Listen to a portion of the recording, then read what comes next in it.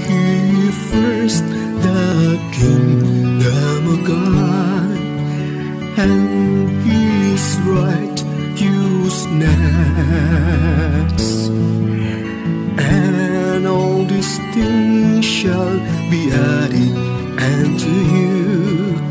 How you know that I do something new every day. I love you, 'cause I believe that destiny. Paninindigan.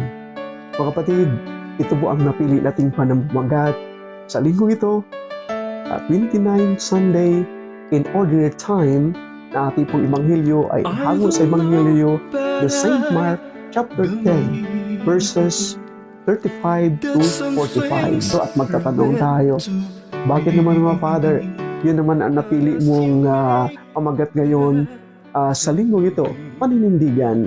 Alam niyo mga kapatid, napakaganda po nating titingnan ngayon ang Ebanghelyong ito dahil tumutukoy ito sa dalawang perspektibo sa panindigan.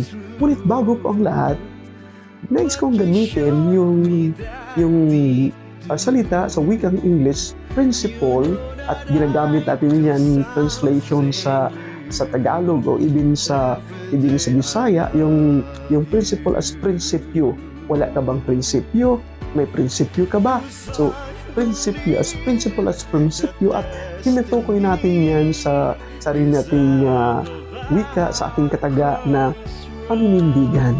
So, yan ang unang-unang perspektibo sa prinsipyo as paninindigan. At ang pangalawa naman dito na ibig sabihin ng prinsipyo sa wikang English ay alituntunin o pamamaraan. So, dalawang bagay. Prinsipyo as principle as prinsipyo, paninindigan, principle as alituntunin at pamamaraan.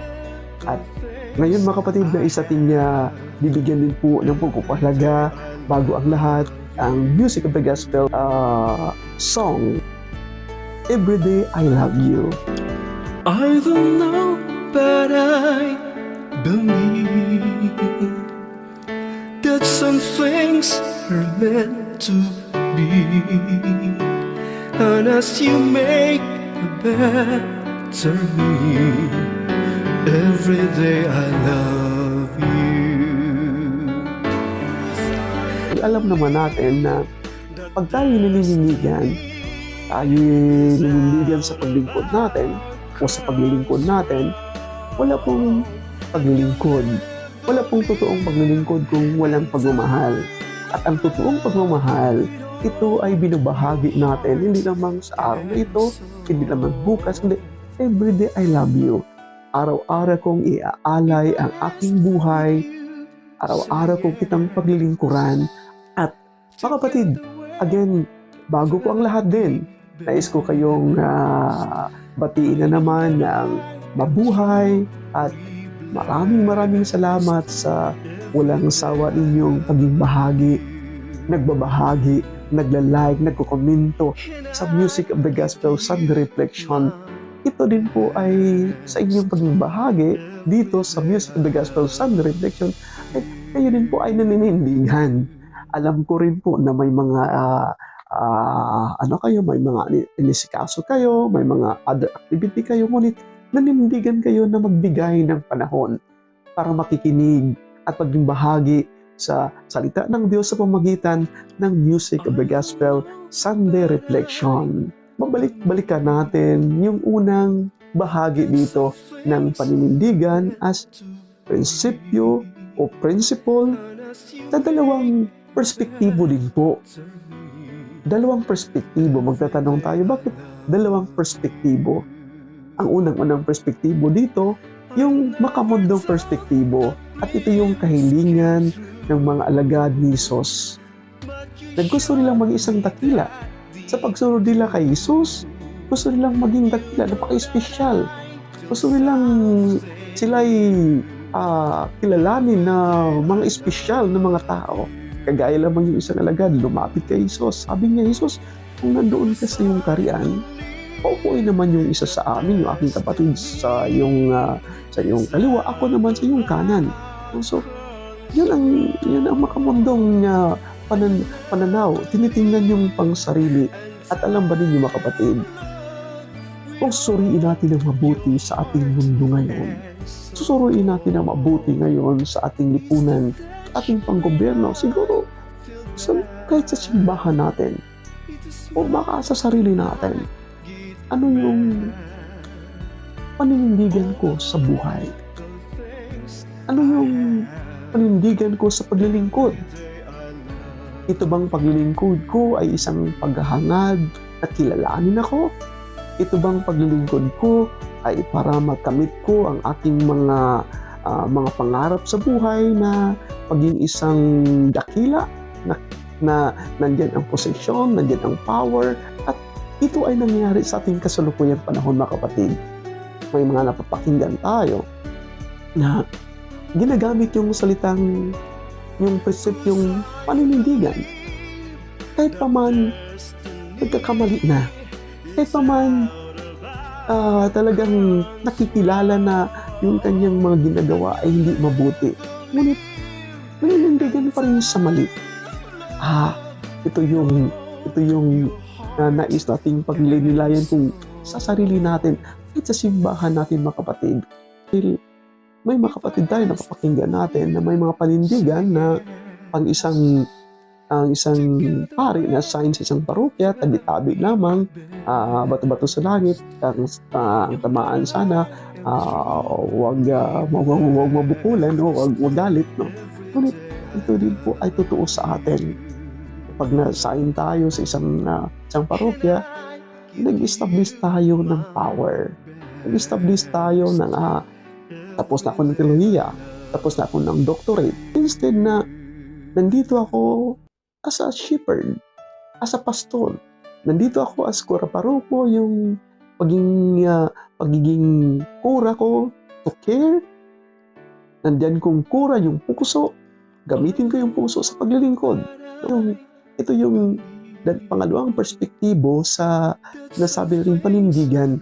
Ito yung tinutukoy ng ating Paiso Kristo ngayon sa ating Ebanghelyo.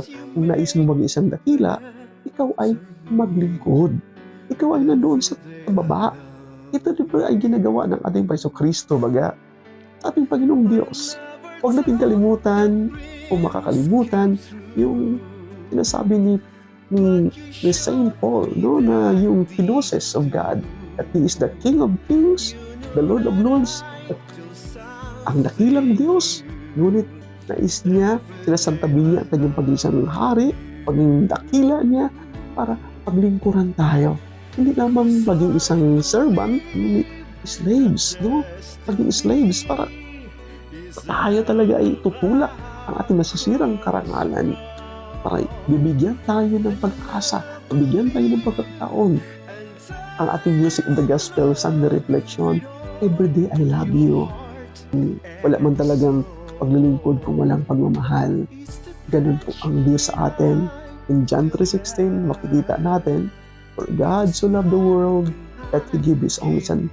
Sa pagmamahal ng Diyos sa sanlibutan, ganun na lamang ang kanyang ginagawa, ang pag-alay ng kanyang kaisa-isang anak para sa ating lahat, pagmamahal.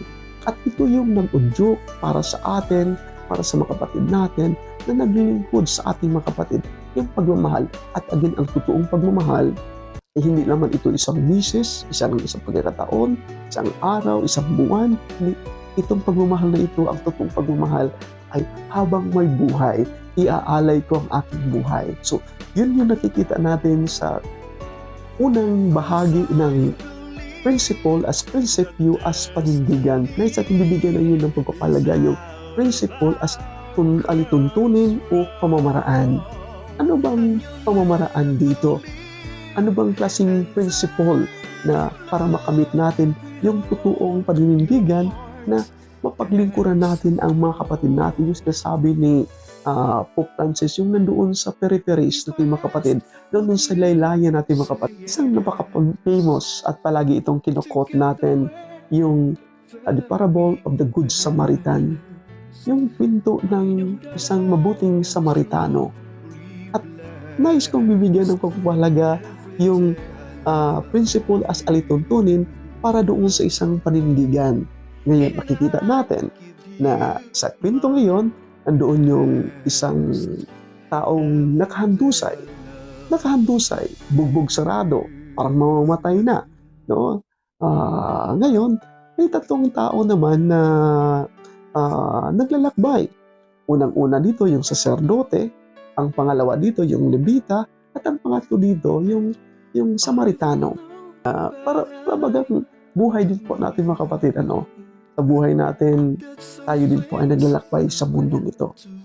At sa ating paglalakbay, ang dami nating na-encounter. Kagaya din po ng tatlong itong naglalakbay. Tingnan natin yung unang-unang, yung saserdote. Sa kanyang paglalakbay, nakita niya yung isang taong nakahandusay. At nakita niya ito, tumuloy lamang siya.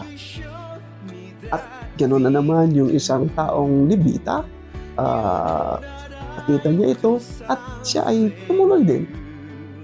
At bago ang lahat, titingnan natin ano kaya ang mga dahilan kung bakit yung isang saserdote at yung isang Levita ay nakikita nila at tumuloy lamang. Hindi sila nangingialam. Hindi kaya dito makikita natin na may pupuntahan sila siguro. No? Hindi sinasabi ng Ebanghelyo kung anong dahilan. Bigyan natin ng dahilan sa ating mga sarili-sariling pananaw din po sa buhay. Siguro may gusto silang pupuntahan. Siguro may ibang mission sila. Siguro sa kanila din po, huwag nilang sayangin yung panahon nila. Siguro sa kultura din po nila. Dahil sa kanilang kultura, pag sila ay naglilingkod ng mga sumabdiyo, na pag sila ay naglalakbay, may nakikita silang may sakit, lalo na may kitong o kagaya siguro dito sa isang taong nakahandusay, siguro para sa kanila ayaw nilang hawakan yon. Dahil kung mahawakan nila, baka sila ay maging unclean na rin. So hindi na sila karapat-dapat sa kanilang paglilingkod pa.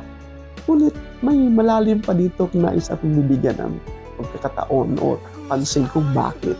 Hindi kaya nandoon sa kanila yung pagtingin sa sarili nila na pag binigyan ko ng panahon yung taong iyon, paano na ako? So, nandoon yung paninindigan na ang sarili lamang ang tinitingnan. Paano na ako? Paano na yung pupuntahan ko? Paano na ang pera ko? Kung i-spend ko pa dito, gagastuin ko pa yung pera ko dito sa tao dito, paano na? No? Ang daming salitang paano. So, nandoon yung nakikita nila, ngunit walang panahon dahil ang sarili lamang ang tinitingnan. Ngayon, titingnan natin yung isang Samaritano, a good Samaritan. Ito yung proseso natin mga kapatid, makikita natin yung sinasabi na principle as alituntunin o pamamaraan. Ano dito? Para makamit dito yung panindigan ayon sa tawag ng ating Kristo sa totoong paglilingkod. Makikita natin na nandoon yung kanyang paglalakbay. Unang-una, nakikita niya. At ang pangalawa dito mga kapatid, nandoon yung pagtigil niya, stop. At sa pag-stop niya ngayon, nandoon yung to move forward para alagaan, akayin, gabayan, papagalingin yung taong iyong nakahandusay.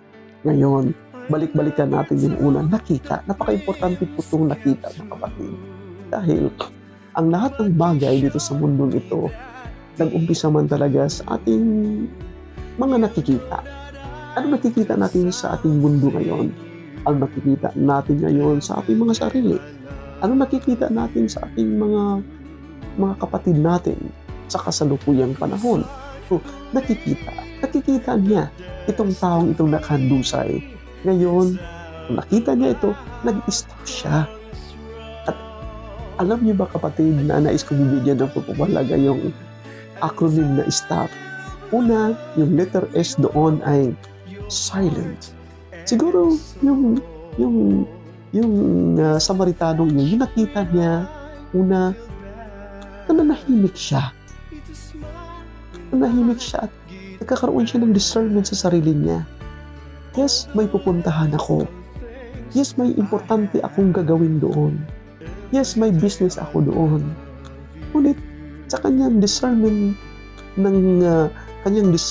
sa kanyang katahimikan, nandoon yung nilagay niya yung sarili niya sa kapakanan ng sa taong itong nakahandusa. Nakikita natin ang isang sitwasyon at nandoon yung discernment sa pamagitan ng silence.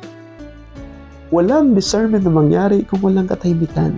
Katahimikan hindi lamang sa ating kapaligiran, kundi katahimikan ng ating mga isipan at katahimikan ng ating mga puso natin.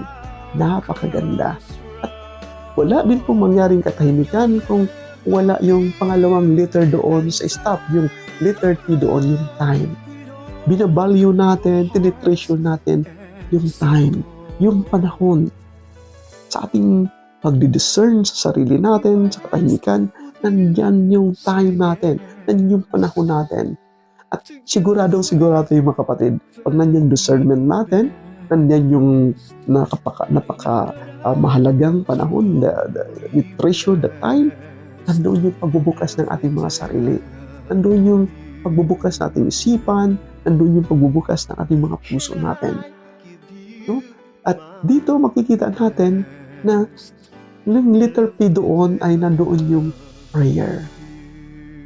Sa discernment, sa panahon na nandoon ka, na paglinilayan mo, nandoon yung pagbubukas mo, ang ganda yung nandun napapakinggan niyo yung mensahe ng Diyos sa'yo. Ano ang mensahe ng Diyos sa'yo? At dahil dito mga kapatid, nakikita niya ang pangailangan ng taong ito. Nahabag siya sa taong ito. Yung compassion na nilagay niya ang sarili niya, nandun yung habag niya sa taong ito. Yung panindigan niya ngayon, panindigan hindi para sa personal niyang kahilingan, personal niyang kagustuhan, kundi panindigan para sa tao itong nakandusay, para mabigyan ng pag-asa isang taong ito, mabigyan ng pangalawang opportunity ng ang taong ito. Di ba napakaganda ng proseso ng principle pala, panindigan, makamit natin ang totoong panindigan. Ngayon nandoon yung pag-stepping forward natin, pagkiling natin sa mga kapatid. At alam ko po, makikita natin na hindi pinapabayaan ng Good Samaritan na ito hanggang hindi siya gagaling. Makikita natin na talagang binibigyan niya ng priority itong taong ito at hinatid niya doon sa bahay panuluyan na talagang pinapaalagaan niya. At sinabi pa niya na, sige, alagaan mo ito, kung anong gagastuhin mo, babalik ako para babayaran kita sa mga ginagasto mo. So, napakaganda binubuhos niya kung anong mayroon siya. Inuunan niya yung taong yun. At ito yung sinasabi natin ngayon na pag-iisang dakila. Kung nais mo mag-iisang dakila, ikaw ay maninindigan, kapatid.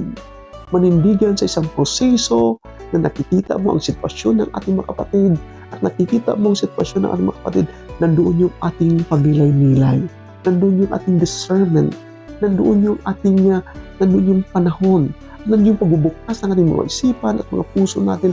At of course, nandoon yung mensahe ng Diyos na nanalangin tayo. Nakikita natin ang Diyos sa ating pinaglilingkuran. Nakikita natin ang Diyos doon sa mga kapatid natin na nakahandusay. Pag sabihin kasi natin nakahandusay, ang dami ibig sabihin dito ng daming mga kapatid natin nakahandusay sa sitwasyon na ito. Kapatid natin na nagugutom, kapatid natin na walang tirahan, kapatid natin na walang tamang edukasyon, kapatid natin na biktima ng mga injustices o mga abandon ng mga kabataan. Mga kapatid, hindi kaya sa Ebanghelyo natin ngayon, ito ay panawagan para sa ating lahat na maninindigan tayo. Manindigan tayo sa mga kapatid natin, nakikita natin araw-araw. At para masasabi natin na itong panindigan ito, nandoon yung everyday I love you, nandoon yung pagmamahal, pagmamahal na hindi lang sa araw na ito, hindi pagmamahal ng isang pag-aalay habang buhay.